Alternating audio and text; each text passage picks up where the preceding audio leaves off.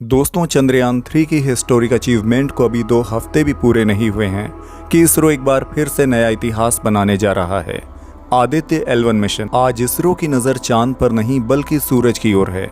आइए समझते हैं इस मिशन को गहराई से आज के इस वीडियो में। आदित्य L1 मिशन इंडिया का पहला मिशन है जो खासकर सूरज को स्टडी करेगा। लेकिन चंद्रयान-3 की तरह आदित्य L1 सूरज पर लैंड नहीं करेगा बल्कि दूर से ही सूरज को एक्सप्लोर करेगा। इनफैक्ट ये स्पेसक्राफ्ट अर्थ के ज्यादा करीब होगा। लॉन्च होने के बाद ये स्पेसक्राफ्ट अर्थ से तकरीबन 1.5 मिलियन किलोमीटर दूर जाकर लैग्रेंज पॉइंट L1 के अराउंड एक हेलो ऑर्बिट में घूमेगा। उस पॉइंट तक पहुंचने में इसे लॉन्च के बाद करीब 4 मंथ्स का वक्त लगेगा और वहां पहुंचकर ये स्पेसक्राफ्ट सूरज की स्टडी के लिए 5 साल तक वहीं रहेगा। इसलिए ये सिर्फ स्पेसक्राफ्ट ही नहीं बल्कि स्पेस ऑब्जर्वेटरी भी है। अब सबसे पहला सवाल आपके मन में यहाँ पर ये आएगा कि आखिरकार लैग्रेंज पॉइंट होता क्या है। लैग्रेंज पॉइंट्स वो यूनिक पॉइंट्स हैं स्पेस में जहां 2 सेलेस्टियल बॉडीज का ग्रेविटेशनल फोर्स बैलेंस होता है। अगर हम सूरज और धरती को यहाँ कंसीडर करें तो 5 लैग्रेंज पॉइंट्स बनते हैं जिन्हें आप स्क्रीन पर देख सकते हैं। ये 5 लैग्रेंज पॉइंट्स कहाँ पर लाई करते हैं? ये वो पॉइंट्स हैं जहाँ पर अगर हम कोई स्पेसक्राफ्ट भेजेंगे तो स्पेसक्राफ्ट का ऑर्बिटल मोशन सेंट्रीफ्यूगल फोर्स के थ्रू धरती और सूरज के ग्रेविटेशनल फोर्सेस से बैलेंस कर जाएगा। इसका क्या फायदा हुआ? हमें स्टेबिलिटी मिलती है। जब हम स्पेसक्राफ्ट को लैग्रेंज पॉइंट पर भेजेंगे तो हमें ऑलमोस्ट कोई एफर्ट नहीं करना पड़ेगा उस स्पेसक्राफ्ट को उस पॉइंट पर बनाए रखने के लिए।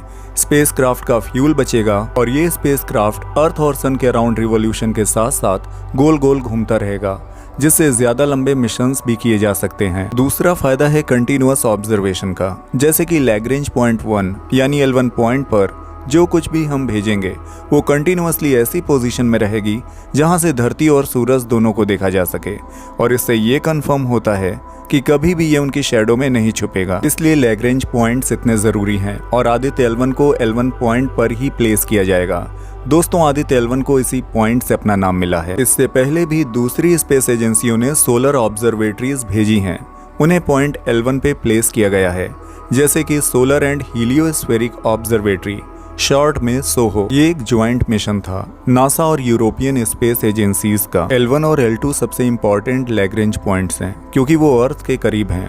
जो famous James Webb space telescope है उसे लैग्रेंज पॉइंट L2 पर प्लेस किया गया है। क्या आप गेस कर सकते हो इसके पीछे की वजह क्या है? L2 पॉइंट पर अर्थ सूरज को छुपा कर रखेगी अपने पीछे, और क्योंकि इस टेलीस्कोप को लाइट ईयर्स दूर देखना है यूनिवर्स की गहराइयों में, इसके लिए सूरज की रोशनी को छुपाना जरूरी है ताकि कोई इंटरफियरेंस ना आ सके। इसलिए L2 पॉइंट यहाँ चुना गया। लेकिन दोस्तों, आदित्य L1 की बात करें तो सूरज के बारे में क्या स्टडी करेगा ये? इसे समझने के लिए पहले हमें सूरज के बारे में थोड़ा जानना होगा। हमारे सोलर सिस्टम का सन, इसका डायमीटर करीब 109 टाइम्स ज्यादा है अर्थ के डायमीटर से। वजन में ये 3,33,000 टाइम्स ज्यादा भारी है अर्थ के कंपैरिजन में। और अगर आपको विजुअलाइज करना है सूरज के साइज को धरती के साइज के कंपैरिजन में, तो आप देख सकते हो 1.3 मिलियन अर्थ एक सूरज के अंदर फिट हो सकती हैं। जैसे अर्थ के अंदर अलग अलग लेयर्स होती हैं, कोर, मेंटल, क्रस्ट, ऐसे ही सन के अंदर भी अलग अलग लेयर्स होती हैं। सूरज के अंदर भी एक कोर मौजूद है। इस कोर के अंदर न्यूक्लियर फ्यूजन के रिएक्शंस होते हैं जहां पर हाइड्रोजन और हीलियम गैसेस को एनर्जी में कन्वर्ट किया जाता है। इसी एनर्जी से सनलाइट पैदा होती है और हीट निकलती है जो हमें पृथ्वी पे भी महसूस होती है। कोर का टेम्परेचर 15 मिलियन डिग्री सेल्सियस तक हो सकता है। इसके एकदम बाहर है रेडिएटिव जोन।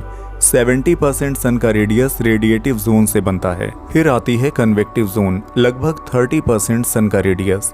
यहाँ एनर्जी का ट्रांसफर कन्वेक्शन के थ्रू होता है, इसलिए इसको ये नाम दिया गया। इसके बाद आता है सन का सरफेस, जिसे हमने नाम दिया है फोटोस्फीयर।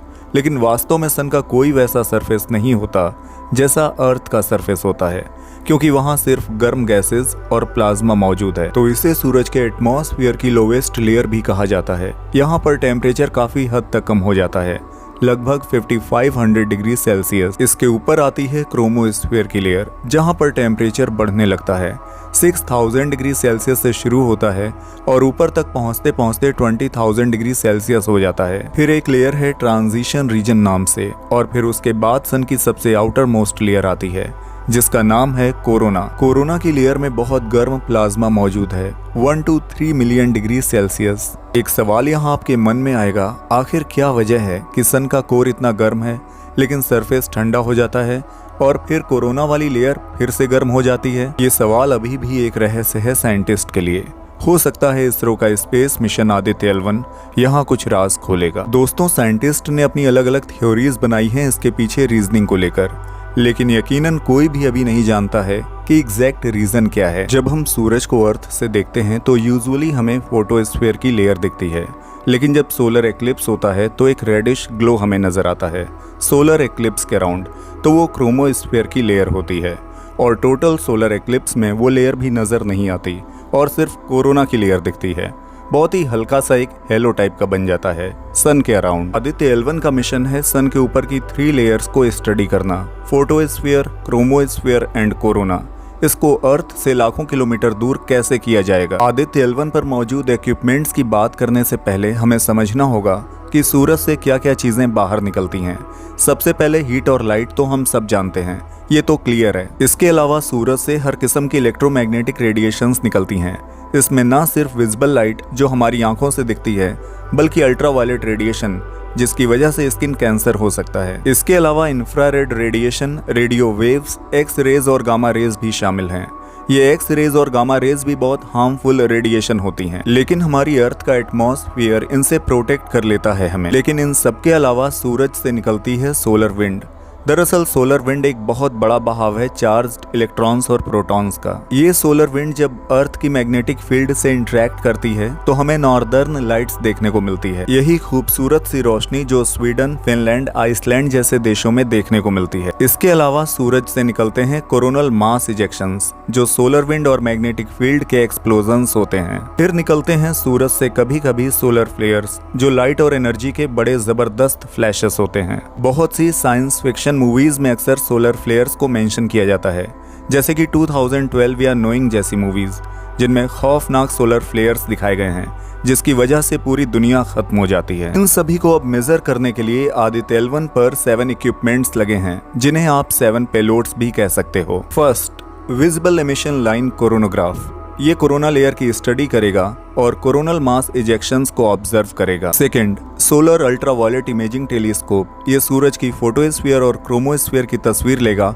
अल्ट्रावायलेट स्पेक्ट्रम में। Third, solar low energy X ray spectrometer and fourth, high energy L1 orbiting X ray spectrometer. ये दोनों सूरज से निकली एक्सरेज को स्टडी करेंगे, स्पेशली सोलर फ्लेयर्स में जो एक्सरेज निकलती हैं। Fifth, Aditya solar wind particle experiment and sixth, plasma analyser package for Aditya. ये दोनों सोलर विंड को स्टडी करेंगे। और आखिरी पेलोड है मैग्नेटोमीटर, जिसका काम है मैग्नेटिक फील्ड्स को मेजर करना, वो मैग्नेटिक फील्ड जो इस L1 पॉइंट पर आ रही हैं। तो दोस्तों, इन 7 में से 4 पेलोड्स डायरेक्ट सन के स्टडी करेंगे, बाकी 3 पेलोड्स उस L1 पॉइंट के आसपास मेजरमेंट्स लेंगे। ये बात आपने समझ ली होगी कि इन मेजरमेंट्स को लेने के लिए अर्थ से बाहर निकलना जरूरी है, क्योंकि अर्थ का एटमॉस्फेयर बहुत सारी रेडिएशंस, एक्स रेज और भी कई दूसरी चीजों को अंदर आने से रोकता है, जो कि इंसानों के लिए अच्छा है, लेकिन एक्चुअली में स्टडी करने के लिए अच्छा नहीं होता। आगे और सन के मिशंस की बात करें तो साल 2018 में नासा ने पार्कर सोलर प्रोब लॉन्च किया था यूरोपियन स्पेस एजेंसी से मिलकर। इसका मकसद था सूरज की कोरोना लेयर के साथ डायरेक्ट कांटेक्ट बनाना। इसके अलावा एक सोलर ऑर्बिटर भी था जो नासा और यूरोपियन स्पेस एजेंसी के थ्रू लॉन्च किया गया था साल 2020 में। सबका मकसद एक है और वो है सूरज को बेहतर समझना, स्पेशली सूरज से बाहर निकलने वाली हार्मफुल रेडिएशंस को बेहतर समझना।